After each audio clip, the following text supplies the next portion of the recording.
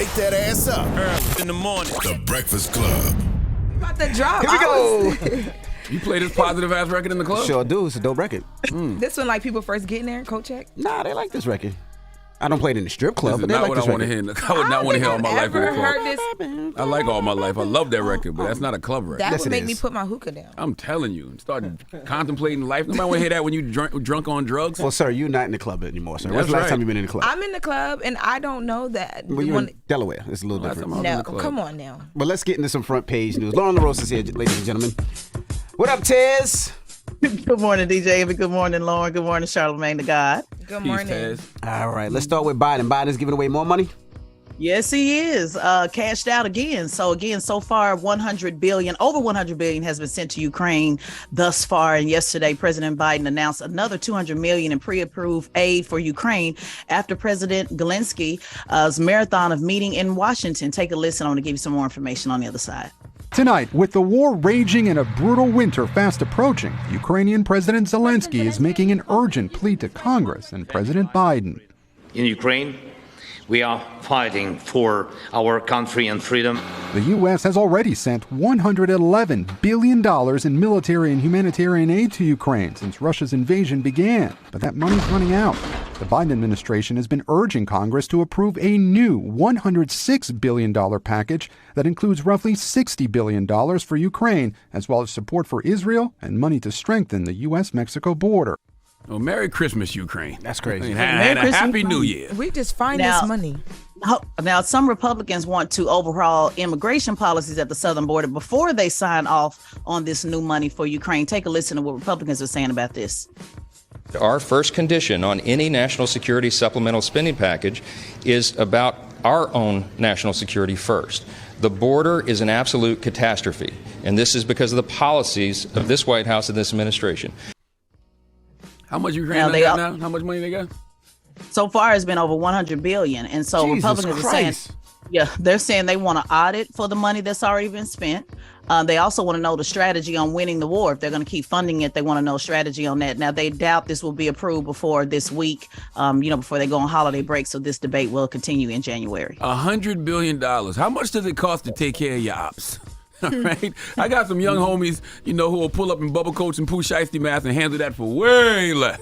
All right. Drop them off right in Ukraine. They will get popped off the earth messing with them. But I'm kind of with Charlamagne. Like, how much does it take to knock off your ops? $100 billion? Then we doing something wrong. We doing something wrong there. That's too much money. And then people always complaining about what we don't have when we talk about healthcare, or we talking about education, or we talking about all these things that America doesn't have. Homelessness. It's crazy. What's frustrating me is this is people from Republican, Democrat, everybody's like, dang, that's a lot of money. And I don't like the talking point that if you disagree with that, you must be a right-wing conservative. That's just not true. People just, everyday Americans, I think all agree, that there could be much more that could be done at home. And I don't think that's fair, because I know President Biden mentioned that yesterday, that Republicans don't want to see this money go because it helps Russia. And I get the politics of it all. But the everyday average American is looking at what they don't have. They're looking at how they're not feeling, this alleged good economy. And so, they feel a way about 100 billion going to another country. And I think that's a fair assessment. That's a very fair assessment. How do you look American people in the eye and tell them you can't afford to wipe out their student debt?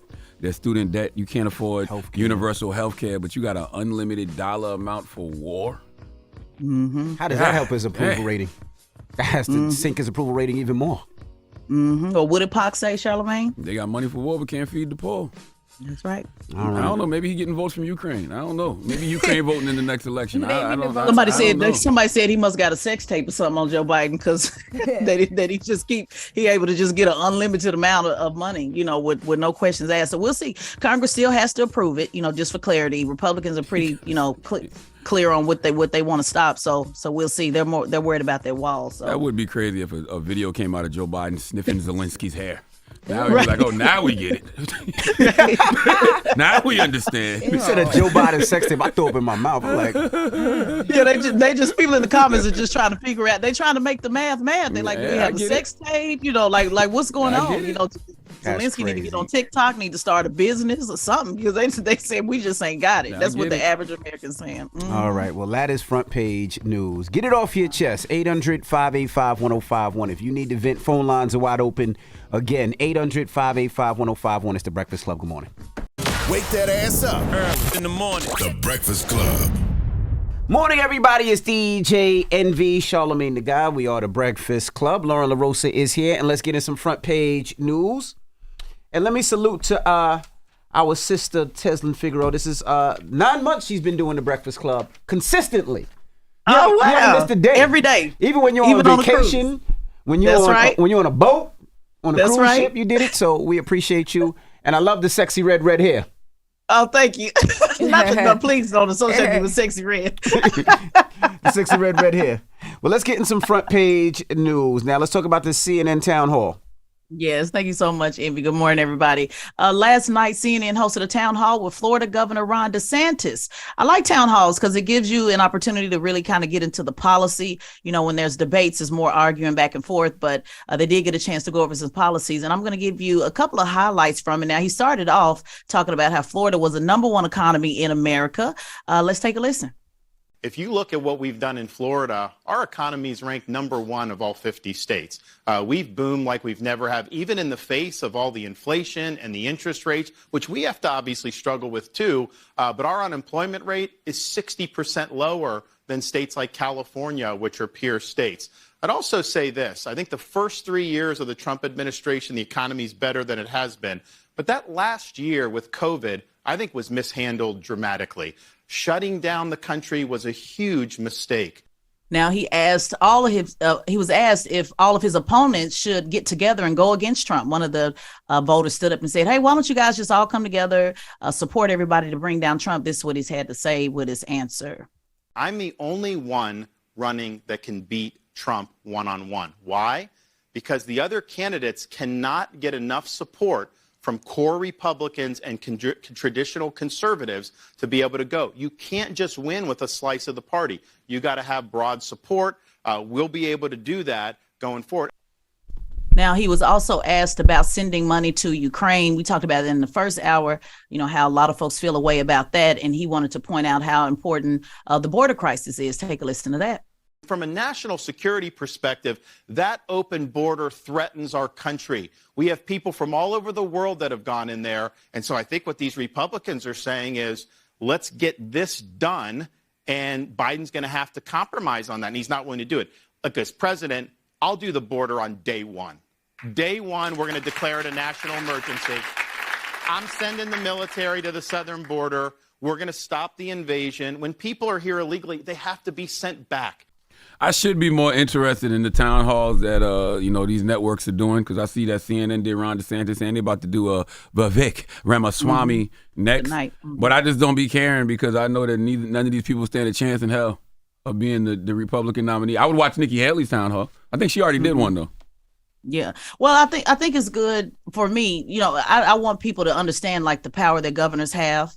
But I know, you know, I definitely hear your point, Charlamagne, but just even outside of that, like how a lot of people just don't understand how state government works. So I think it's a good, you know, opportunity for people to learn, but you're right. There's probably no chance in hell on beating Donald Trump, but good information. I did want to point this last one out on, he pointed out the difference between him and Donald Trump on abortion. Take a listen to that. One thing in this race that I think is important to point out is Donald Trump flip-flopping on the right to life. So if you look in January of 2020, when he was president, he stood in the March for Life, and he gave a speech. And if you read that speech, he said that all life is a gift from God. He compared the unborn child in the mother's womb to being the image of God. He said it was important that we had protections in law. And that's what he was saying in January of 2020.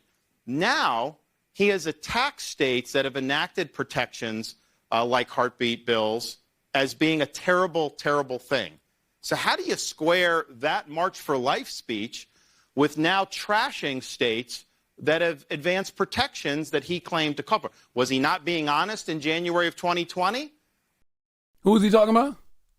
Donald Trump. Oh, okay. Mm-hmm. So he disagrees. He says he has a chance to win Iowa. He's visited every single county in Iowa. The caucus is coming up January 15th. He said the voters decide, not the polls. Hey, Ron, I'm not even gambling. I'm not even a gambling man, and I bet you don't win Iowa. That ain't happening for you, buddy. No. Okay? I am going to watch Vivek Ramaswamy tonight, though, but the reason I want to watch that is because Abby Phillips is moderating, so, that should be that should be interesting. Shout out to Abby. Yeah, so that comes again on Abby, tonight. I'm pretty sure Abby going to press Vivek about some things, so even though she's fair, but I think that'll be interesting. All right. Good. Well, that is front page news. Thank you, Tiz. And make sure you follow Teslin Figaro on all social media platforms and subscribe to Teslin Figaro's podcast, the Straight Shot No Chaser podcast on the Black Effect iHeartRadio podcast network. All right. Now, when we come back, Party will be joining us, all right? Partisan Fontaine. So don't move. His album, or EP, I should say, Sex Tape is out right now. It's The Breakfast Club. Good morning. Wake that ass up. Early in the morning. The Breakfast Club.